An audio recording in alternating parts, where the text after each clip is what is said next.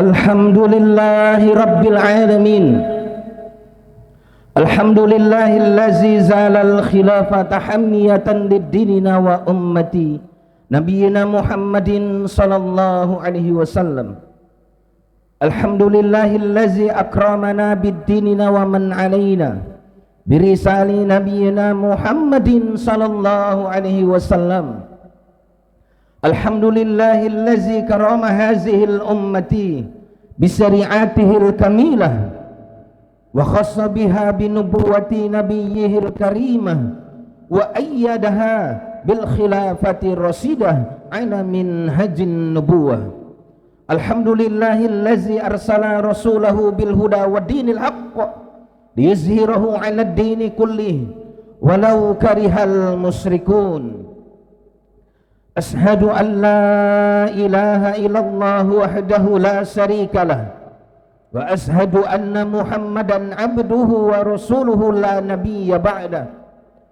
Nusalli wa nusallim ala nabiyyina Mustafa Muhammadin wa ala alihi wa ashabihi wa man tabi'ahum bihisanin ila yaumiddin, nama ba'd. Faya ayuhal hadirun rahimakumullah, usini nafsi wa iyakum bitaqwallah faqad fazal muttaqun. Faqala Allah Ta'ala fil Qur'anil Karim wa huwa asdaqul qailin, a'udzu billahi minas syaitonir rajim, bismillahirrahmanirrahim. Ya ayyuhallazina amanu taqullaha haqqa tuqatih wa la tamutunna illa wa antum muslimun. Wa qala ta'ala fi ayatil ukhra, a'udzu billahi minas syaitonir rajim, bismillahirrahmanirrahim. Ya ayyuhallazina amanu taqullaha wa qulu qawlan sadida yuslih lakum a'malakum wa yaghfir lakum dzunubakum wa may yuti'illaha wa rasulahu faqad faza fawzan 'azima. Wa qala ta'ala aidan, a'udzu billahi minas syaitonir rajim, bismillahirrahmanirrahim. Ya ayyuhallazina amanu udkhulu fis-silmi kaffah wa la tattabi'u khutuwatis syaitan innahu lakum aduwwum mubin. Wa qala hadis Rasulullah sallallahu alaihi wasallam, wa izzati la ajma'u ala abdi khawfaini wa amnain idza khafani fid dunya amantuhu yaumal qiyamah wa idza amanani fid dunya akhadtuhu yaumal qiyamah. Rabbi ishrah li sadri wa yassir li amri wahlul 'uqdatam min lisani yafqahu qawli. Allahumma faqihna fid din wa zurriyyatana wa 'allimna ta'wil. Shadaqallahul azim wa sadaqa nabiyil karim. Ma'asyiral muslimin jamaah Jum'ah rahimakumullah. Tidak ada kata yang indah dan pantas keluar dari lisan kita kecuali rasa syukur kita kehadirat Allah Subhanahu wa ta'ala. Bersyukur atas limpahan rahmat, karunia, hidayah serta nikmatnya yang begitu banyak dan tak mungkin kita mampu menghitungnya satu persatu. Wa in ta'uddu ni'matallah, andaikan kalian itu menghitung-hitung nikmatku, apa kata Allah? La tuhsuha, tidak ada satupun dari kalian yang mampu menghitungnya. Kalaulah kita tidak mampu menghitung nikmat Allah, karena begitu banyak dan luasnya nikmat itu, lalu bagaimana cara kita membalasnya? Membalas nikmat Allah yaitu dengan ketundukan kita, kepatuhan kita, penghambaan diri kita dengan ketaatan secara totalitas kepada Allah Subhanahu wa ta'ala. Semoga kita ini termasuk orang-orang yang beruntung, orang-orang yang mampu merealisasikan syukur dengan ketaatan secara totalitas kepada Allah Subhanahu wa ta'ala hingga akhir hayat kita. Kemudian salawat dan salam semoga selalu tercurahkan kepada junjungan kita baginda Nabiuna Muhammad sallallahu alaihi wasallam. Begitu juga dengan keluarganya, sahabat-sahabatnya dan seluruh umatnya yang setia, seluruh umatnya yang selalu ittiba kepadanya ila yaumil qiyamah. Ma'asyiral muslimin jamaah Jum'ah rahimakumullah. Khatib tidak pernah bosan menyampaikan wasiat, wabil khusus kepada diri khatib sendiri. wasiat takwa. Marilah kita terus meningkatkan keimanan dan ketakwaan kita dengan sebenar-benar iman, dengan sebenar-benar takwa, fi'lul wajibat wa tarkul muharramat, dengan menjalankan seluruh perintah Allah dan meninggalkan seluruh larangannya. Sebab takwa itulah yang menjadi jaminan kita bisa selamat, baik menjalani kehidupan di dunia maupun nanti di yaumil qiyamah. Takwa itu juga yang menjadi perlindungan kita, bukan hanya di dunia tapi nanti sampai di yaumil qiyamah. Ma'asyiral muslimin jamaah Jumat rahimakumullah. Kita terus hidup di dalam negeri ini. Kita merasakan bagaimana kondisi negeri ini bukannya semakin baik. Mereka tiap tahun, 5 tahun membuat aturan. Aturan itu tidak kunjung membuat perubahan. Aturan itu juga tidak mengentaskan keburukan menjadi kebaikan. Terlebih-lebih kita terus mempersaksikan bagaimana kerusakan terjadi di negeri ini. Terlebih-lebih yang dilakukan oleh para pejabat negeri ini. Mereka tidak amanah dalam mengemban tugas. Ketika mereka mengemban tugas sebagai pejabat, lalu kemudian mereka mengkorupsi harta yang harusnya harta itu dibagikan dinikmati oleh rakyat, maka korupsi terus merajalela, merusak sendi-sendi kehidupan bangsa. Sementara upaya untuk menghadirkan instrumen hukum yang tegas berupa rancangan undang-undang perampasan aset masih saja terhambat di dewan. Publik sudah jenuh mendengar alasan klasik seperti masih perlu pendalaman, butuh sinkronisasi, atau belum ada kesepakatan antara praksi-praksi. Kemudian pada hakikatnya semua itu mencerminkan tarik-menarik kepentingan para elit. Banyak pihak yang menilai bahwa RUU ini tidak kunjung disahkan karena berpotensi menyentuh langsung urat nadi kekuasaan. Sebab jika dijalankan konsisten, ia akan menjadi alat ampuh untuk merampas aset hasil korupsi, termasuk yang telah dialihkan melalui pencucian uang atau atas nama keluarga dan kerabat. Ketakutan terbesar inilah maupun pemerintah adalah rancangan undang-undang ini menjadi senjata yang akan menjadi makan tuan, menjerat pejabat, pengusaha atau sponsor politik dari kalangan oligarki. Karena itu pembahasannya sangat ditunda, sengaja ditunda dan juga diperlambat. Meski begitu, ada juga kekhawatiran bahwa rancangan undang-undang ini bisa disalahgunakan sebagai alat represif yang justru menyasar rakyat kecil, terutama mereka yang mempunyai aset turun-temurun tanpa dokumen resmi. Karena itu syarat mutlak yang harus dijaga adalah memastikan rancangan undang-undang ini fokus pada aset hasil tindak pidana korupsi, khususnya korupsi dan praktek kong kali kong penguasa sumber daya alam dan oligarki, bukan harta masyarakat yang sah yang tak tercatat secara administratif. Ma'asyiral muslimin rahimakumullah, korupsi, suap dan berbagai bentuk perolehan harta haram telah menjadi penyakit kronis yang merusak tatanan masyarakat. Islam sejak awal sudah memberikan aturan tegas dan adil dalam menjaga harta umat. Sebagaimana Allah Subhanahu wa taala telah berfirman, a'udzubillahi minasyaitonir rajim, wala ta'kulu amwalakum bainakum bil batil wa tudlu biha ilal hukmi litakulu fariqan min amwalin nasi bil ismi wa antum ta'lamun. Janganlah kalian memakan harta di antara kalian dengan jalan yang batil.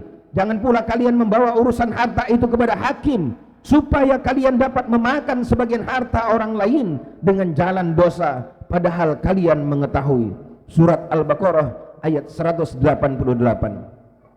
Kemudian juga baginda Nabi sallallahu alaihi wasallam pun menegaskan, man ista'malnahu ala amalin farazaqnahu rizqan fama akhadha ba'da zalika fahuwa ghulul.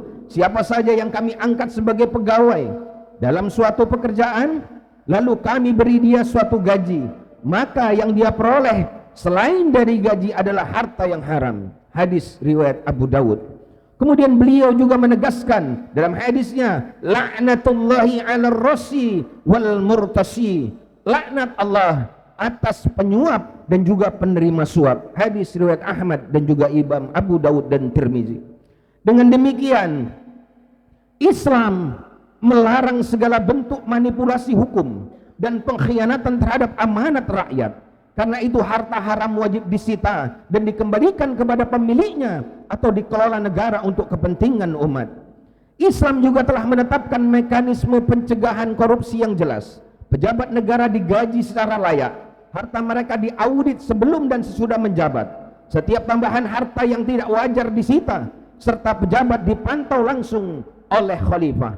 Aturan ini membuat hukum berfungsi sebagai pelindung rakyat, bukan alat untuk melegalkan kezaliman sebagaimana kerap terjadi dalam sistem demokrasi hari ini.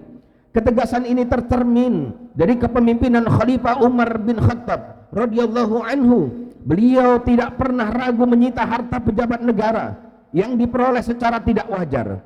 Umar radhiyallahu anhu pernah menyita hadiah kepada Khalid bin Abdul Walid radhiyallahu anhu, menyita 12.000 dirham yang dibawa pulang Abu Hurairah radhiyallahu anhu setelah menjabat sebagai gubernur Bahrain, serta sebagian harta Sa'ad bin Abi Waqqas radhiyallahu anhu yang dinilai berlebihan. Semua harta itu dimasukkan ke Baitul Mal demi kemaslahatan umat. Sejarah ini menunjukkan bahwa sistem Islam benar-benar mampu menutup ruang bagi pejabat untuk memperkaya diri melalui jabatan, karena hukum ditegakkan tanpa pandang bulu. Ma'asyiral muslimin jamaah Jumat rahimakumullah, penguasaan sumber daya alam oleh segelintir oligarki adalah bentuk perampasan hak rakyat yang paling nyata. Dampaknya tidak hanya merugikan secara ekonomi, tetapi juga menghancurkan lingkungan, memicu konflik agraria dan menjerat rakyat dalam kemiskinan terstruktural. Karena itu rancangan undang-undang perampasan aset seharusnya tidak hanya menyasar koruptor perorangan, melainkan juga aset korporasi yang selama ini menguasai emas, perak, migas, batu bara, nikel, hutan hingga laut melalui undang-undang dan juga izin mereka rancang bersama politisi.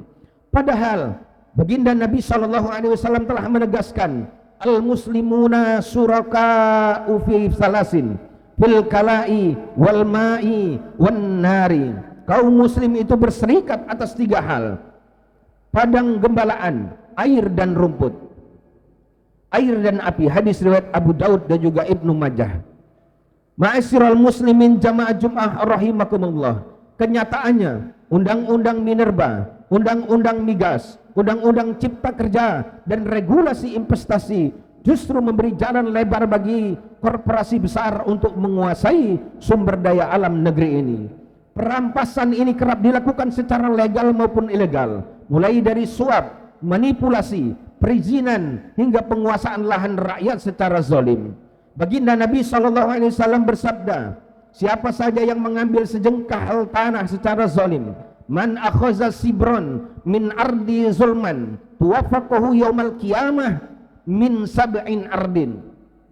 Siapa saja yang mengambil sejengkal tanah secara zalim, maka pada hari kiamat dia akan dikalungi dengan 7 lapis bumi. Hadis riwayat Bukhari dan Muslim. Maka dalam sistem Islam, negara wajib menarik kembali sumber daya alam yang termasuk milik umum, mengelolanya secara langsung dan memasukkan hasilnya ke Baitul Mal untuk didistribusikan demi kesejahteraan rakyat. Ma'asyiral muslimin rahimakumullah, tali ulur pembahasan rancangan undang-undang perampasan aset menunjukkan bahwa persoalan utamanya bukan sekedar teknis, melainkan terletak pada sistem dasarnya. Demokrasi membuat hukum tunduk pada kepentingan manusia, sehingga mudah dipelintir, ditarik ulur dan dimanipulasi oleh pihak yang berkuasa. Selama sistem ini dipertahankan, hukum sulit berpihak pada rakyat dan mustahil menindak tegas korupsi maupun perampasan sumber daya alam oleh oligarki. Solusi sejati bangsa ini bukanlah undang-undang dengan hati yang rawan manipulasi, melainkan penerapan syariat Islam secara kafah dalam institusi pemerintahan Islam, yaitu khilafah Rasyidah ala minhajin nubuwah. Dengan sistem inilah harta umat terjamin keamanannya, keadilan bisa ditegakkan, dan praktik korupsi maupun penguasaan sumber daya alam oleh oligarki dapat diberantas hingga akar-akarnya. Wallahu a'lam bishawab. Fa'tabiru ya ulil absar la'allakum turhamun.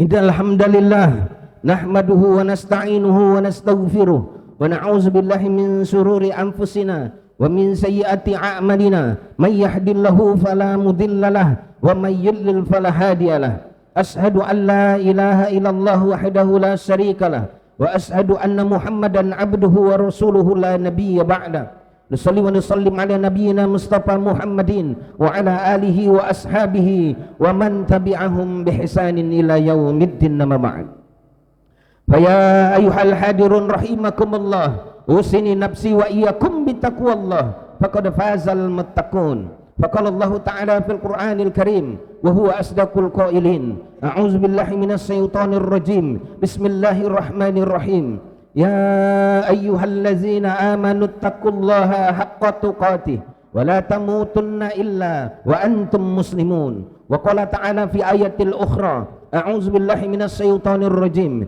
بسم الله الرحمن الرحيم والعصر إن الإنسان لفي خسر إلا الذين آمنوا وعملوا الصالحات وتواصوا بالحق وتواصوا بالصبر وقال تعالى أيضا أعوذ بالله من الشيطان الرجيم بسم الله الرحمن الرحيم إن الله وملائكته يصلون على النبي يا أيها الذين آمنوا صلوا عليه وسلموا تسليما اللهم صل على سيدنا محمد وعلى آل سيدنا محمد كما صليت على سيدنا إبراهيم وعلى آل سيدنا إبراهيم وبارك على سيدنا محمد وعلى آل سيدنا محمد كما باركت على سيدنا إبراهيم وعلى آل سيدنا إبراهيم في العالمين إنك حميد مجيد اللهم اغفر لنا ذنوبنا ولوالدينا وارحمهم كما ربونا صغارا ولجميع المسلمين والمسلمات والمؤمنين والمؤمنات الأحياء منهم والأموات برحمتك يا أرحم الراحمين اللهم أعنا على ذكرك وشكرك وحسن عبادتك ربنا ظلمنا أنفسنا وإن لم تغفر لنا وترحمنا لنكونن من الخاسرين لا إله إلا أنت سبحانك إنا كنا من الظالمين اللهم انصر الإخواننا المسلمين والمجاهدين والمستضعفين في رفح في غزة وفي كل فلسطين وفي كل سوريا وفي العراق وفي روهينيا وفي أويغور وفي كشمير وفي سينجيانغ وفي إندونيسيا وفي كل مكان وفي كل زمان اللهم أعز الإسلام والمسلمين اللهم أعز الإسلام والمسلمين وأذل الشرك والمشركين ودمر أعداءك أعداء الدين اللهم إنا نسألك دولة خلافة راشدة على منهج النبوة التي تعز بها الإسلام وأهله وتذل بها الكفر وأهله إنك على كل شيء قدير ربنا آتنا في الدنيا حسنة وفي الآخرة حسنة وقنا عذاب النار عباد الله إن الله يأمر بالعدل والإحسان وإيتاء ذي القربى وينهى عن الفحشاء والمنكر والبغي يعظكم لعلكم تذكرون ولا ذكر الله أكبر.